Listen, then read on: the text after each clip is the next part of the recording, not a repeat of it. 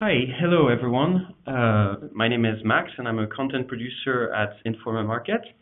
We are delighted to welcome you all to our first FI Global Insight webinar. The topic today being how to spot traps on the road to success, and we will try to provide a number of tips to food and beverage startups. So just a few words of introduction, first of all. So FI Global is focused on food ingredients and adding value to the food system. We provide food and beverage professionals with knowledge and networking services, and we're the organizer of the Food Ingredients Europe trade show, which is a meeting place for food and beverage suppliers and buyers. I just want to remind everyone that this year's edition will take place in Paris from the 3rd to the 5th of December and will attract over 27,000 visitors. So at Food Ingredients Europe, we're committed to support innovation and entrepreneurship, and this year will mark the 4th edition of our annual Startup Innovation Challenge. This is a unique opportunity for innovators and small companies to present their projects to a panel of experts and to benefit from their advice, to present their product and ideas to the world's largest gathering of food and beverage professionals at the Food Ingredients Europe show. I also want to extend a big thank you to our main partners, Pressance and Shake Up Factory. And this year we are delighted to partner with EIT Food, who will reward one of the startups with a €10,000 prize. The deadline to apply for the Startup Challenge is on September the 20th, so don't wait until the last minute and get online using the link that you can find at the bottom of your screen. So now to get on to the topic of the day, startups very often lead innovation, but according to analysis made by Fortune and Forbes magazine, 9 out of 10 startups fail. Whether they lack funds, they lack experience, or they fail to find a market for their product, the reasons behind these failures are multiple. This webinar is aimed to answer these difficulties. We will first hear from the experience of one of our panelists who founded his own startup, and we will then discuss the matter further with 3 of our other panelists. We will then take questions, so please feel free to pop them in through the webinar tool, and we'll answer them at the end of the discussion. From this point, I'm pleased to introduce our 4 panelists for the day. So we are joined by Saskia Hoey, who is an analyst in food and agriculture innovation at Rabobank in the Netherlands, and who focuses on startup trends in innovation. So welcome, Saskia. We will also hear from Pierre-Olivier Béal, who's the head of sales and marketing for Novolise, a French startup leading the food safety revolution by developing the first range of surrogate bacteria, which in turn allows the food industry to test the efficacy of microbial kill steps in real-life conditions. Welcome to Pierre-Olivier. Dr. Christian Kalk, who is in the office with us today, will be our third panelist. He is the founder of Life Science-Based Innovation, a consultancy serving both startups and established food ingredients company. Christian has over 20 years of experience in science and regulatory affairs, and you will discuss those aspects with us today. Welcome, Christian. Thank you. And finally, we're pleased to be joined by Eshar Ben-Chitrit, who is the founder and CEO of Redefine Meat, an Israeli startup which developed a plant-based meat 3D printer. Eshar was the winner of Food Ingredients Europe's 2018 Most Innovative Plant-Based Finished Product, and we're pleased to welcome him again today with us. Welcome, Eshar.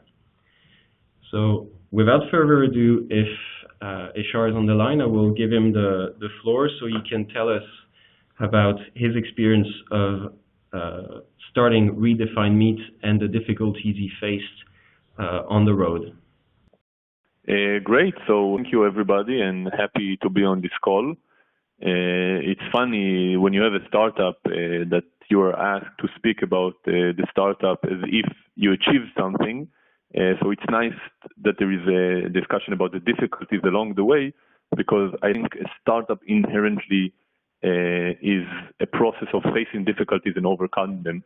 That's what's exciting and what's fun about a startup, and also why it makes it so hard to do it. And I really like the topic of this webinar because I believed all of my life that I will never join a startup, because I'm a very pessimistic person. And in order to have a startup, you must be infinitely optimistic, You need to see only the opportunities of success.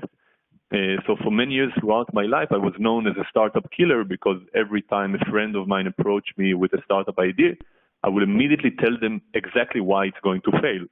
And I don't know how many people thinking or have a startup are on this webinar.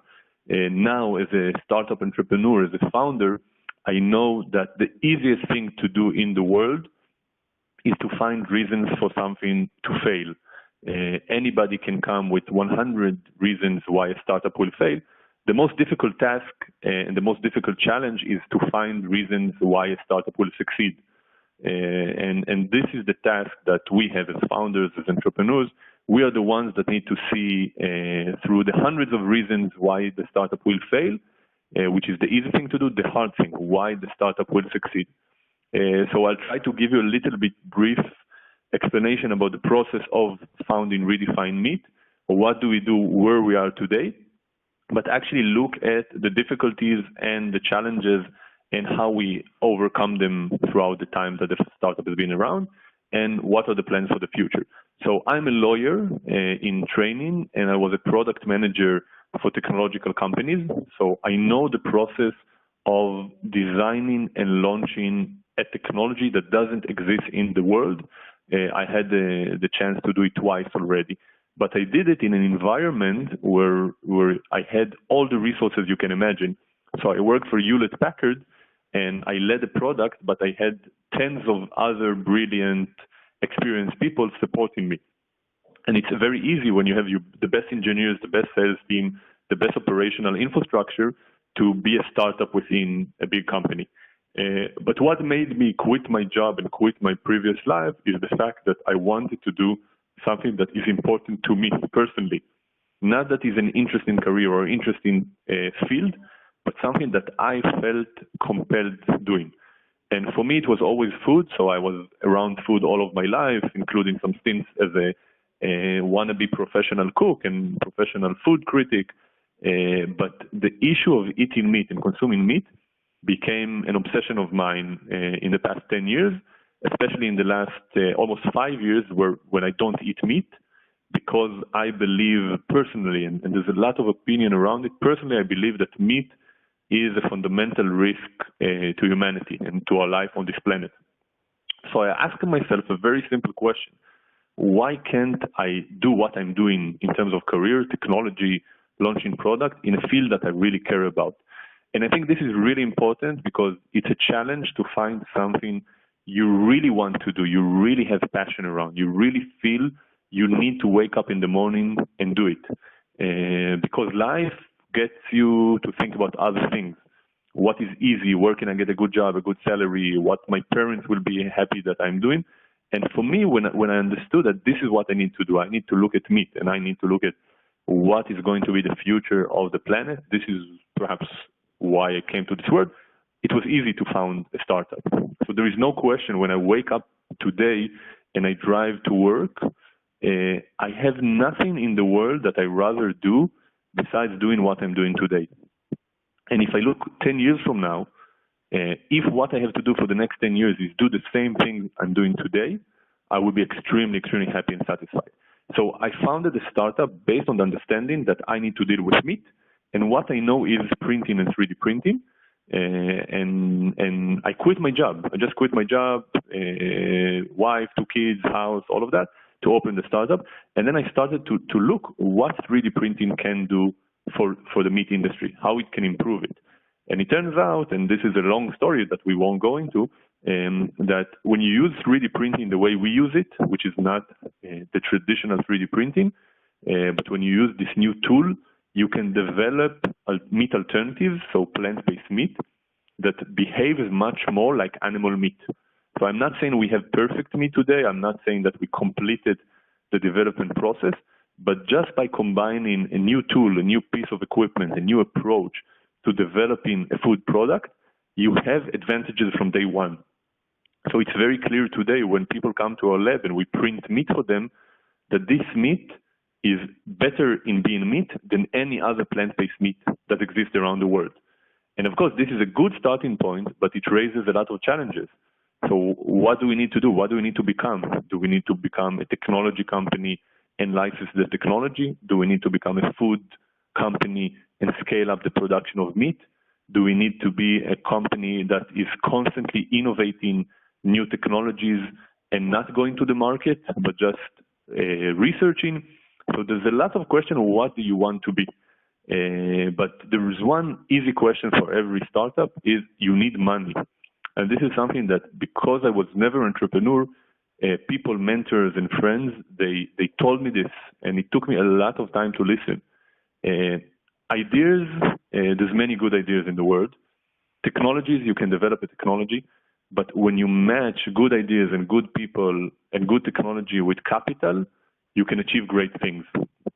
So actually what I discovered is that my job is not only to manage Redefine Meat, to work on a 3D printing technology, and not only to find the right go-to-market strategy and partners and employees. The job is actually to find the capital to turn this idea into something big. And this, everybody that founded a startup knows this, that when you raise capital, you believe you have the most amazing idea in the world, the best market, the best technology. And I think that is true for what we're doing. So I think there is no better industry to be in this age of time than the food tech industry, because it touches the life of everybody on the planet. I think that meat alternative is the biggest problem in the food world and the biggest commercial potential, because there's such a huge potential demand and so few good products in the market.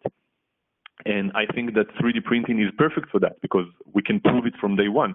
And I think we have the most amazing team. But then when you start to raise money, people tell you you're completely wrong.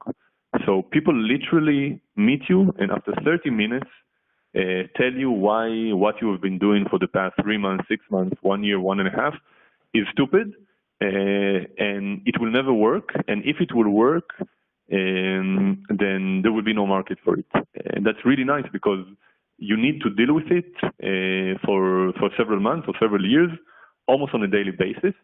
And you need to think how not to be discouraged by that, not to feel that you're on the wrong track, because again, that's the easy thing to see why you're on the wrong track, and actually try to learn from it.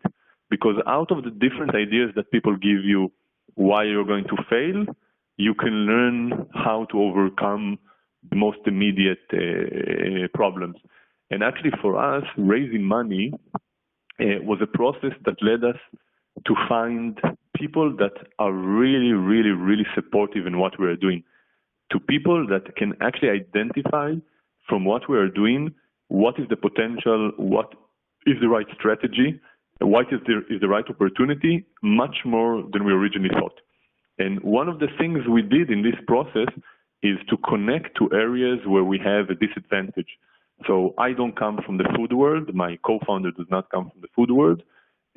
So we looked for people that will bring the understanding of creating a food company or launching a food product. And we reached very senior people with a lot of experience in food technology or managing food business that actually had a lot of objections, had a lot of questions, but fundamentally believed that what we're doing has dramatic potential. And in some cases, those people became advisors and investors, or just investors. And the fact that we found these people out of hundreds of people that we met that had seniority, had expertise, and had belief, helped us almost on a viral way attract more investors. And we saw that each investor, each investment, even if it's small, when used correctly, so when used to boost what we're doing, help us accelerate the development process. So actually, raising money, and in the beginning it was very small sum, so $50,000 from a single investor, allowed us to make a dramatic jump in technology. So in the beginning, when you have nothing, and we were bootstrapped, and I spent a lot of my own money, you have achievements. But suddenly, when you have $50,000 and you hire an employee and you rent a lab and you take a very experienced advisor, suddenly you have something serious in your hand in 1 month. And then in the next month, you can file a patent. And then what was very important for us is the process of going from an idea and startup, proof of concept, early signs of technology, to building a company. And today we're at a stage, a year and a half after the company was founded, 1 year after we started R&D, that we have a company. So it's a company. It's now bigger than the single entrepreneur. If I won't be in the office for a week, the company still works. And we have people that are owners of their domain, the 3D printing domain, the food domain, intellectual property, connections to partners that are extremely experts in what they're doing. And that's what's really nice. So this is something that people see as a challenge in a startup. How, as a founder, we have two founders, how can two founders do everything? Technology, business, raising money, managing the company, operation. But after some time, when you're on the road and you have this belief, you attract people that are much better in what they're doing than you are. So originally, I was managing the R&D of the team. Today, we have a VP of R&D that has 100 times more experience than I have in leading such projects.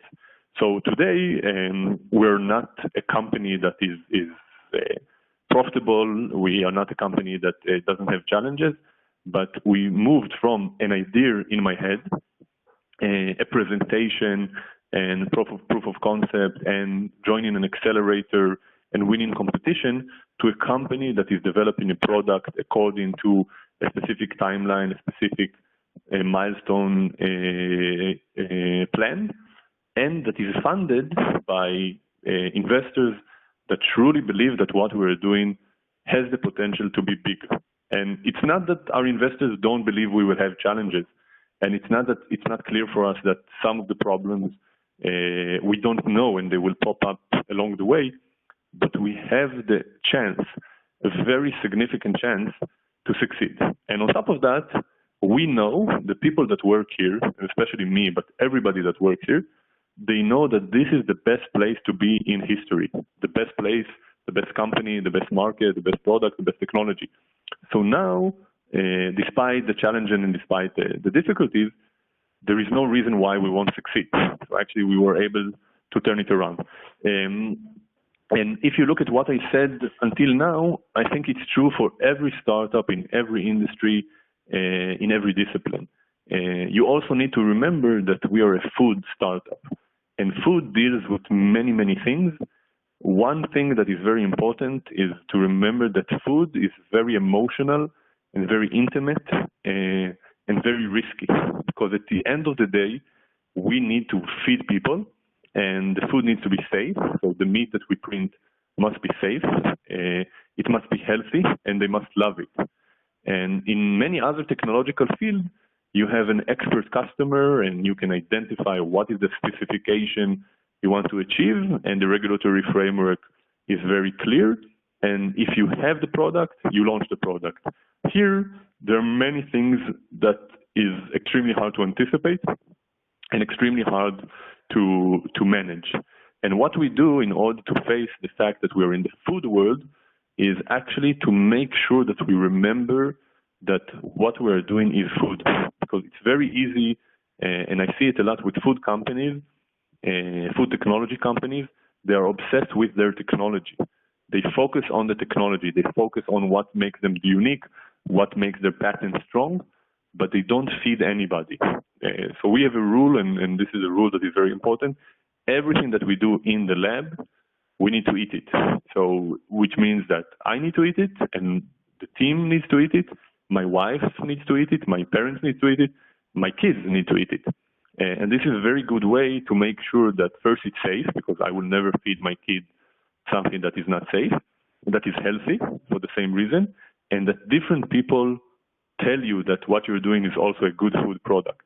And in the past, when I worked on printing and 3D printing, I never asked my wife if the print quality is good or if the resolution is okay, because her opinion didn't matter. And in the food world, the opinion of your mother and your friend and your neighbor and somebody walking in the street really truly matters, because everybody is a customer. And I think that if you look at this as the perspective of what we're doing and what we were doing for the past, let's say, year in our R&D development is going from an idea to a startup to a company, and making sure that although we're a technology company, we stay very much a food company and a food-oriented company. And I think that we're comfortable with the position we are today. We have a lot of challenges and we have a lot of risks, but we also feel that the opportunity is huge and we're doing it the right way. And if you're starting a startup today, please have the belief that you will reach to this point at some point of time, because in the beginning, I remember on a personal level, I was very excited, but I was also very, very much under stress to get rid of the fact that we're not doing something right. And now we believe we're doing something right and we're doing it in the right way. And this will lead to success and to many good things in the future. So I hope that this was a good overview of what we're doing and the journey in terms of the difficulties and how we face them. And I will leave time for the other guests and for the Q&A session at the end. Yeah, we already received some questions, but we'll keep them for after the discussion. Thank you very much, Eshar. So we learned that without passion, it's hard to launch your own startup, and then you also need to be surrounded by good people, but they are also attracted by this passion and motivation that you show. But as you mentioned, matching an idea to process and technology and to money is what makes it successful. So on that, I'd be happy for our panel to step in. So I might ask first Saskia and Pierre-Olivier if you have any feedback, as you also have more of a business approach, and then Christian, because we're dealing about food, there are also questions about regulation that Eshar mentioned, that you had your family trying the products first, but there's also broader regulation. So if Christian later you could also mention those aspects, that would be interesting. But first, Saskia and Pierre-Olivier, if you have any feedback on what Eshar was saying and what you've seen through your own experience. Happy to kick it off. I mean, it's first of all, I think it's a very impressive, Eshar, your presentation and your personal story, and extremely inspiring. I don't think anyone who is not a CEO or founder of a startup could do a better story. And what I like about what you said is that you keep in mind always that you're a food company. And I think this is the extreme advantage that startups can actually have over a big corporate in food. To me, the most important thing that I see why startups fail is because they actually make products that nobody wants. That is actually the number one reason why startups fail. So the most important tip that I could give is make sure you make products that people actually want. And I think the biggest advantage of a startup over established food companies or beverage companies is that you're actually really close to your customer. And throughout the whole process of developing your product, raising investments, etc., make sure you always are as close to your customer as possible.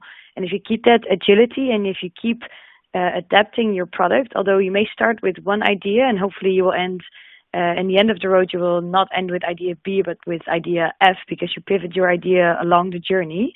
Make sure you always keep collecting feedback of the customer and adapting your idea to the market needs. Because I think that is the best way for food and beverage startups to make sure that they succeed in the end in growing towards bigger companies.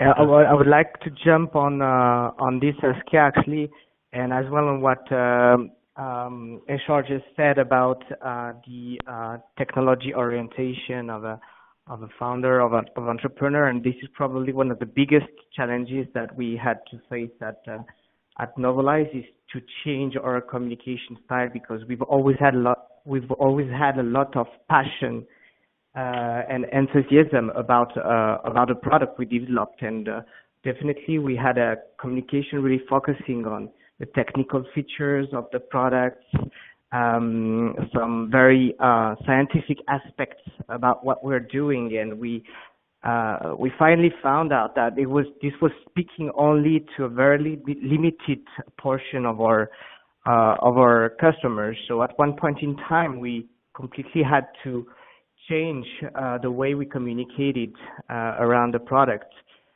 using more arguments related with the user experience, as well sometimes trying to build case studies in order to build the credibility more than just focusing on the technological aspects of the product. And we saw some very positive results of changing this way of communicating. So maybe less focusing on the technical side of things, being more, I would say, general, but always with the same passion. Perfect. Thank you. And I might invite Christian to explain to us how all regulatory and scientific aspects can also affect a startup in the food and beverage sector. Thanks, Maxence. Yes, well, we already touched upon a number of items that are, of course, very much needed. So an idea, a financial basis, people. I'd like to add to that you need somehow a license to do business. Indeed, it was mentioned consumers should want what you are making. If we talk about food ingredients, it's also the food companies who should see a need for it. They are in between there, important partners. And then finally, there's also authorities. In all countries, there are rules on what food should comply to, and behind those rules there is the idea, of course, that foods should be safe and healthy and trustworthy, truthful. We've seen in the industry in the last couple of years that it's not always easy to demonstrate this safety, and although at a large scale the number of incidents worldwide is going down rather than up, the public perception is not the same. The public perception may rather be that our food is tampered with. So we're working in a environment that is challenging from the area I am covering, which is scientific and regulatory affairs. It's very important for a startup company to realize that apart from the very important other issues that were already mentioned, that one day you have to go through this registration procedure, or at least you have to verify if there is a registration procedure in the countries where you want to be active. And if you delay that, it will become a threshold. It will make it more difficult to get to the market in the end. And also, to a large extent, the moment when you can enter the market and finally get a return on investment, to a large extent, that moment is defined by when are you through with regulations. Perfect. Thank you very much, Christian. So we're receiving questions, and I might put this one to Eshar first, but then to our panel, feel free to jump on it as well. One of the questions we get is how did you hire someone, rented a lab, and filed a patent with $15,000? Did you use some of your own money as well?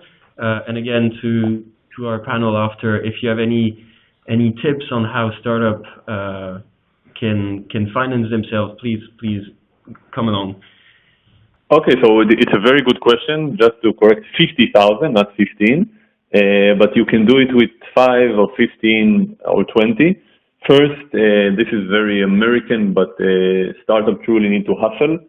So you need to negotiate like crazy and take advantage of every personal favor you can do, and try to convince people to get some of the passion that you are getting. For example, when you're hiring somebody, they need to understand that they're going to have a job, but they're going to have also a giant opportunity.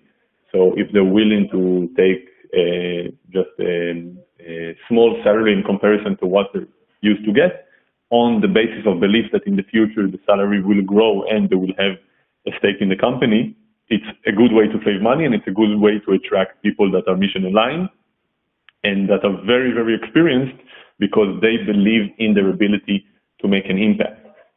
But actually, I was surprised to see that small amounts of money, what is considered a small amount of money when managed correctly, can carry you for a very, very long way.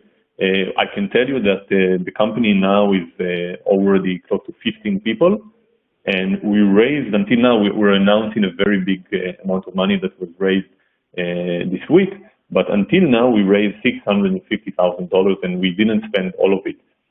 So when you look at the company, it looks like a very well-funded company, and then if you go to the financial, you understand that most of the employees get less than 50% than what they're used to getting, or are working free of charge. All of our suppliers are giving us dramatic discounts on what they're doing because we were able to convince them, and because I think it's true, that at some point of time we'll become a very important strategic customer for them. And if you look at ingredients in the food world, until now, we didn't spend money on ingredients. Everything that we use in our R&D processes, which is a lot in terms of amount, is samples that we get from large companies that want to partner with us and believe in what we're doing, which can be worth tens and hundreds of thousands of dollars when you look at very expensive ingredients. So you need to be creative, you need to be energetic, and at some part, and this is very difficult for most of us, including myself, you need to be not so polite and ask for a discount and ask to delay payment and ask to have something that is way over what you deserve, but you believe you deserve it. Great. Thank you, Eshar. Maybe Pierre-Olivier, as you're the sales and marketing director at Novolis, you might have some views on that as well. I just wanted to make sure that I understood well the initial question. So was that indeed related to how to finance patents at a very early stage of development for a food company? So the initial question was, how did you hire someone, rented a lab, and filed a patent with $15,000? Did you use some of your own money? How did you get to finance all that? So basically, we started with a lot of money, and then we used equity crowdfunding. Okay, so this was, I think, a very good way for us to fund the company at a very early stage of development, because this model has also allowed us to build a community of ambassadors, of people around the project. So I think that this is something that has worked out very well for us, which may seem a bit surprising because we are, business to business companies, but it works. Great. Okay. I would like to add to that I think that crowdfunding and angel investors are, for early stage companies, I think the best way to go. Because even if you're a technology company and a B2B company, like you just mentioned, it's very important to always make sure that you connect with the end community, or the person that in the end will pay for your product. And through crowdfunding and angel investors, especially in the first round, it's of extreme importance that you attract someone with strategic knowledge and networks in the sector that you want to be active with. And then also to highlight that for a startup, your IP or your patent is by far the most valuable investment you can do. And I know that because it's quite a sum of money, a lot of startups tend to do this investment later because they first want to develop their product. But truly, from an investor perspective, make sure you get that patent or IP in place as soon as possible, because this makes your company a lot more credit worthy for investors to invest in the end. All right, thank you. So continuing on to the question, actually a question directed from one of our listeners to Saskia. This listener meets customers to understand their needs, but one thing which always keeps coming back to him is that his customers want to use the product in a way that it was not developed for. Though it is possible to develop for their application, but it may cost quite a lot of time for the company. What would be your advice on that, Saskia? So if you keep getting back from several feedback that they like the product, but they would like it to be used in another way, then I think that is the way to go. I mean, for example, the Apple tablets, they also were not made to be used in a certain way. They were made to help business people out with not having to carry around heavy laptops. In the end, the product needs to be tweaked exactly in a certain way that people actually want to pay for it. And although your idea might seem great, the people who pay for your products, that's the feedback and that's the product that you actually want to develop. So it's a bit difficult for me to give a very clear answer if I haven't seen the product. More than happy to connect offline and give some direct feedback on the product. But if this is the continuous feedback that you're getting from the customer, you better take it serious now that it's still easy to make tweaks and adapt your product than when you have developed it in a much further stage and have invested a lot of time and money into it. Thank you. And yes, Christian? I'd like to make a small addition to that. Before you do, please look again, which you have to do all the time, at the regulatory environment. Because when Apple made these changes, they had freedom to make things that were not there yet and that were not over-regulated. And now you see, of course, that also the IT sector is becoming more regulated. But at that time, you could do that. In food, you cannot automatically do that. Sometimes you can. If you have a certain detection method and that is predictive of what happens, then you can say, okay, it's now predictive and later on it may replace certain formal requirements.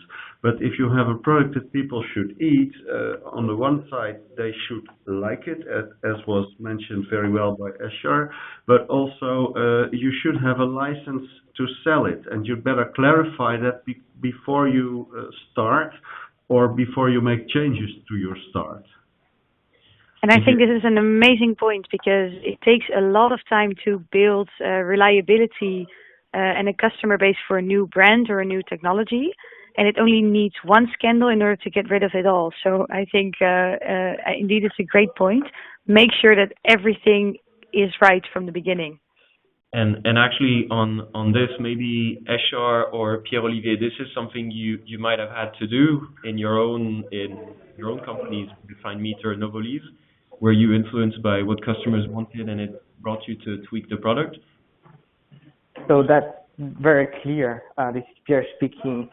But in our case, we have been able to make some adaptations on the product.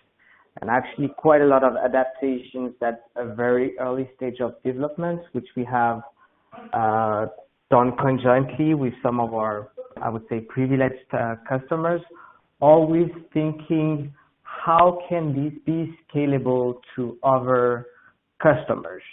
Because for sure you don't want to adapt a product just for the benefit of one company. You need to think broader, otherwise it would not be scalable.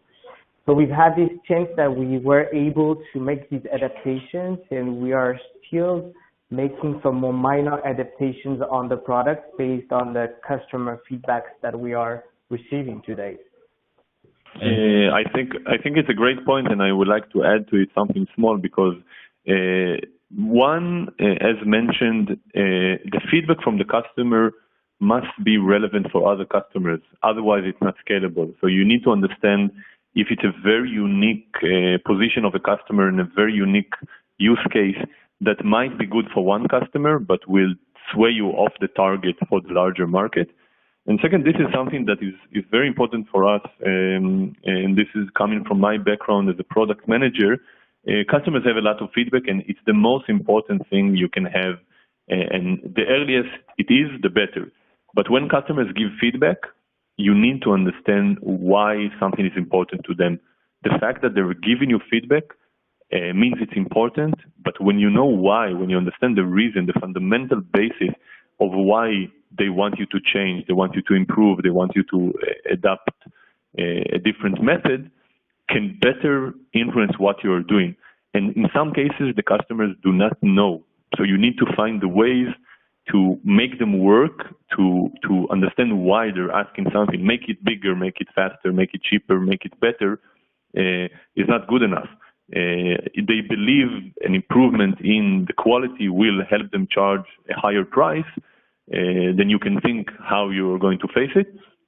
So I really like to make the customers work in the sense that they need to be a part of the bigger picture. They need to have understanding of the trade-off, and they need to open up much more than just give a feedback. So when we let customers taste, or when we let customers give feedback, and it can be meat companies, it can be food retailers, we ask them to show us really how they envision this going forward, how they envision the supply chain, how they envision the regulatory framework, how they envision the cost structure. And then the feedback is very relevant and very effective, and we can find a way to match different feedback of different customers to one precise strategy for the company. Thank you, Ishar. I'll continue again with the questions we've received from the audience. One that is directed to Ishar, but I think all of our panelists might have feedback on it, is how do you deal with customers and investors when you have to explain your technology? How does this relation go? Ishar, you might want to start, and then I think you all have experience explaining what your technology or on the investing side, so that will be interesting for our audience. Okay, so one strategy we had and we have, which is very different than the startup mentality, is we start by telling people that our technology is extremely complicated. And it's not that we can have an elevator pitch and we can say we are the Uber of meat alternatives. Because what we're doing is 3D printing of meat. And for me, it's very simple because I know what is 3D printing and I know what is meat and what are the existing technologies to create meat alternatives and what is in the market, what are the advantages and disadvantages, and what plant-based formulation for 3D printing of meat means, etc., etc., etc. So what we're doing, we tell people, and this is a very good way to understand if somebody is serious or not, they need to come to us and they need to see what we're doing, because showing is much easier than explaining about the different approaches and the different features and the algorithm and the hardware and the ingredients and the processing, etc., etc. So actually it's very good because in many cases I went to VCs and they told me, okay, so tell us what we're doing. And I said, this is what we're doing in general with 3D printing meat, come to our lab and see it. And most of them, they didn't show up. And those that show up really got a chance to understand what we're doing and also show that they are serious. With customers, it's a little bit more complicated because on the one hand, you need to excite them about the technology, but on the other hand, it doesn't matter because the technology that you are using to make meat is important, is critical, but this is not the product. The product is what comes out of it. So essentially what we did is look on very small amount of investors that we really believed that they're important and relevant, very small amount of potential customers and partners, and make sure that the senior management, the decision maker in each one of them come to Israel and spend with us even several days in some cases.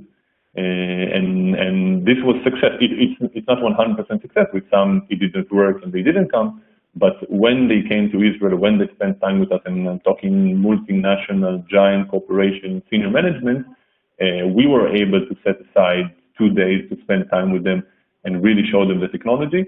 Of course, unfortunately, and this is again something that most people say you shouldn't do as a startup, you need an NDA for that. So our discussions around technology were very focused, very deep dive, and protected by NDAs, which again, it's in some cases, investors, they don't like NDAs because they don't want to be blocked to evaluate different technologies. But when you're dealing with real technology that has a big potential, in some cases, you need to protect yourself. Thank you. And so Pierre-Olivier, from a sales and marketing perspective, how do you present the technology Novoly's developed? I think the first point to say is that we are trying to have the best alignment in terms of communications between our customers and our investors. And I would say that the first point is to try to keep it quite simple, maybe unlike what Ishar said about the approach for his company. So as I was mentioning a bit earlier, the product that we have developed is also quite complicated to understand from a science from a science perspective. So we are really trying to make it to keep it simple. We have also established very privileged relationships with some of our customers, mainly in big food companies, people who are more innovators, let me say it like that, who have been capable of really understanding the technical aspects of the technology at a very early stage of our development. And basically, these were also the same people who have helped us improve the product at a very early stage of development. And they have also helped us build some robust case studies that we are using with our investors and with our other customers. Thank you. And maybe from the perspective of an investor or a regulation specialist, maybe Christian first, how do you understand how is it to, when someone comes to you and present their own technology, what are the main questions you ask yourselves? I'm always the bad guy. I'm always asking the kind of questions they typically have been trying to avoid. That's even true for big and established companies, but it's even more true and understandable for startups. So what regulations apply? For example, if you have a new ingredient, would it be considered novel in Europe? How do you get GRAS status in the US if you don't have it yet? What safety data do you actually have? Do you have data on 5 different batches for composition and contaminants? What are the relevant contaminants? Hey, you're having a plant material. Do you know which part of this plant is not identified yet? So I always have to come up with the kind of questions that are a bit nasty. But in the end, if you foresee what's coming and if you realize that regulators like the people at EFSA only are doing their jobs and are asked by the European Parliament and the Council to make sure things are safe, something that you can never guarantee for 100%. So if you realize that and know what's behind their thinking, you can get a long way. Either you can identify very early on what are major threats and what should be first steps to see if they can be overcome, or you can see it's okay, it will work in the end. So I can only say it's painful. It's always the nasty part you have to remind someone to, but it's good to do it from early on. And Saskia, any nasty questions for Rabobank when you're looking at investing possibilities? Well, I think first of all, I see a lot of pitch decks. So for me, it's always important that a startup succeeds in explaining what it is that they do in a simple way, because you want to make sure you get the attention of potential investors. And if people see a lot of pitches, they don't want to. Of course, we want to see some market numbers on addressable market, but we don't necessarily need 10 slides on the problem that the world is facing, etc. Just make sure that you explain in a clear way, in the most simple way, what it is that you're doing and what it is that makes your company different from the other ones doing that. What is really the unique selling point, the IP or the technology? And then I have to agree with Ashar, make sure you get a face-to-face meeting if it's a technology-driven company, to make sure that you can really explain in all details what it is that your product is and that people can actually see it, touch it, feel it, see it work. But the most important thing is it's difficult to get the attention of people who actually see a lot of pitches. So that would definitely be the most important first step in the process. Thank you. And so I had one last question maybe before we come to an end of the webinar. We've heard from Redefined Meat, the process of 3D printing meat, and we've also had the experience from Novolis. How do small startups work or collaborate with larger corporations? How do you lead an innovation project? Do you partner with them? Are you facing them? If we could hear maybe from Eshar first, and then Pierre-Olivier, your experience on that. Okay, so Eshar here. I think it's an excellent question because this is probably one of the biggest potential to do things fast as a startup is to find a big partner, but it's also one of the most complicated things to do. We have experience on the good and the bad side. So we are working with Givaudan, who's a giant company, and it's perhaps one of the best things that we did, the understanding that we can find a giant partner from a different country and to work together, how we're going to collaborate, how we're going to deal with commercial aspects, intellectual property aspects, and to make it so fun and so efficient to collaborate. But that because Givaudan has this embedded culture of working with startups. So it was very easy for us. We came to them and they offered us a menu of the ways we can work together. And when we were discussing internally how we're going to make this collaboration look like and what are we going to ask, we got from them an offer of this is how it's going to be managed and this is how it's going to work. Because for us, it's extremely difficult and even impossible to define for a giant company like Givaudan how they're going to collaborate with us. So because they had the culture, because they know how to do it, and because they do it with many startups, it was easy and it made sense. On the other hand, we tried to work with some large organizations that basically told us, what do you want from us? They said, we would love to collaborate with you. We want to be a strategic partner. Now tell us, what do you want from us? What we can help you with? What are the resources you need? How are you going to structure this collaboration? And we told them, we are a tiny company with very few people. You're a multinational, tens of thousands of people organization. We can never guess how you want to do this collaboration. We can never guess what you are going to give to us. We can offer, but the chances that we will succeed is impossible. And then we tried to do it, and we saw that the ability for this giant organization to adopt our proposition of collaboration is almost impossible. And what we told them essentially is that when they have an established way of working with startups, then we can engage again.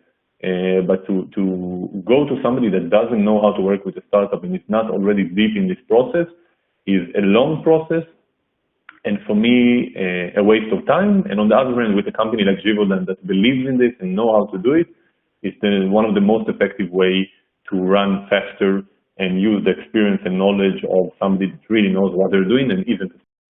Thank you.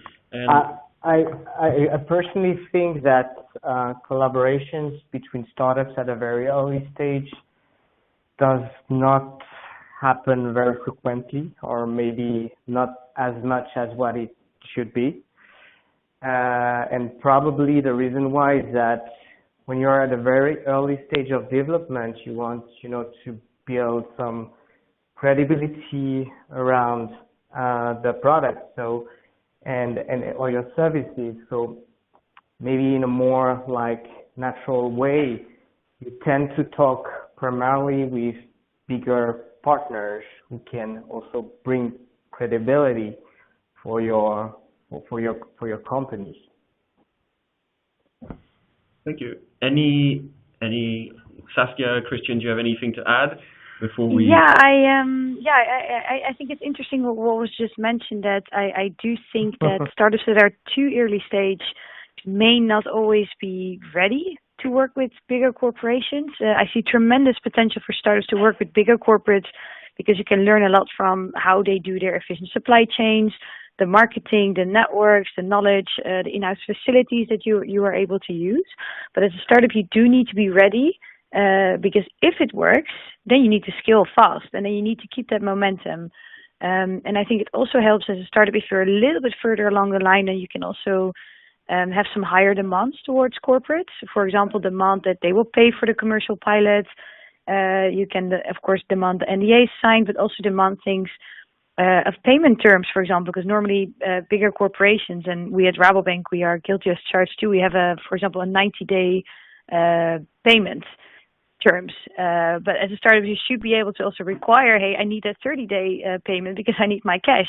And the more advanced you are as a startup, and the faster you can move, it also helps creating a better relationship and the same expectations from both sides. I can only agree, and I'd like to add to that the bigger companies at the moment have tended, at least in the area of new ingredients, which I'm most familiar with, have tended to divest in the area. Maybe also under influence of the nutrition and health claims regulation in Europe. But the trend with companies like Unilever used to be they invested a lot in healthier products and also in more sustainable products. What you see now is the development actually is shifting to the startups. So the big companies need the startups for their long-term strategy. So it's not just a matter of startups needing them, but it's working the other way around just as well.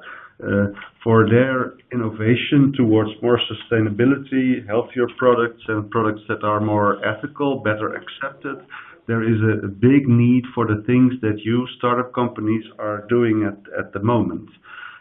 So I started with a few remarks that were more on the pessimistic side because regulations can be tough, but I want to say also that in the end, the future is in these collaborations between startups that have new ideas that do really work and the bigger companies who have, of course, the network, the market access, the possibility to scale it all up. Great. Well, if we don't have any more questions, I'd like to thank all our panelists and for their testimonial and their participation. We've all learned today that good ideas, good people, good technology, and money can bring success if you have the passion and motivation to lead your project. I hope this was informative for our audience. And I want to remind all of the startup that we're here today that they can still sign up for our Startup Innovation Challenge. Will take place on the 2nd and 3rd of December 2019 in Paris, but registration for it is until September 20th. This is a great opportunity for startups to network and present their projects to specialists who will be able to provide them with feedback and advice similar to what was discussed today. So do feel free to have a look at it online. My contact details are on this page, so you can also contact me there. And I want to thank you all for your attention, for your question, and I look forward to seeing you for our next webinar, which will be advertised on our FI Global Food Ingredients LinkedIn group. On these words, thank you very much to all. Thank you to our panelists, and have a great day.